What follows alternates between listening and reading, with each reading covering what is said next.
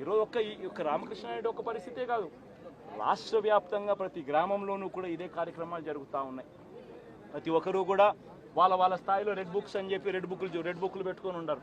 చంద్రబాబు నాయుడు స్థాయిలో చంద్రబాబు నాయుడు ఒక red book, Lokesh స్థాయిలో లోకేష్ ఒక రెడ్ బుక్, ఎమ్మెల్యే స్థాయిలో ఎమ్మెల్యే ఒక రెడ్ బుక్, మండల స్థాయిలో మండల నాయకుడు ఒక రెడ్ బుక్, గ్రామ స్థాయిలో గ్రామంలో ఇంకో రెడ్ బుక్, గ్రామ స్థాయిలో ఇంకో నాయకుడు, గ్రామ స్థాయిలో ఇంకో రెడ్ బుక్లలో పెట్టుకొని ఏం చేస్తూ ఉన్నారు? అతి దారుణంగా అన్యాయంగా ఆస్తులు ధ్వంసం చేస్తూ ఉన్నారు. రాష్ట్రం మొత్తం దాన్ని చూస్తూ ఉంది, కానీ ఎవడు మాట్లాడడం లేరు. దొంగ కేసులు పెడతా ఉన్నారు, పోలీసులు ప్రేక్షక పాత్ర పోషిస్తూ ఉన్నారు. దొంగ కేసులు పెడతా ఉన్నారు, వాళ్ళే కొడతారు, మన ఇటువైపున కేసులు పెడతా ఉన్నారు. రాష్ట్రం మొత్తం ఇది చూస్తూ ఉంది.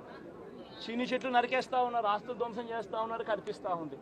ఎమ్మెల్యేలు ఏకంగా జేసీబీల మీద పొక్లేన్ల మీద ఎమ్మెల్యేలు స్వయంగా తీసేసి ఏకంగా పోయి బిల్డింగులు పగలగొట్టే కార్యక్రమాలు చేస్తూ ఉన్నారు.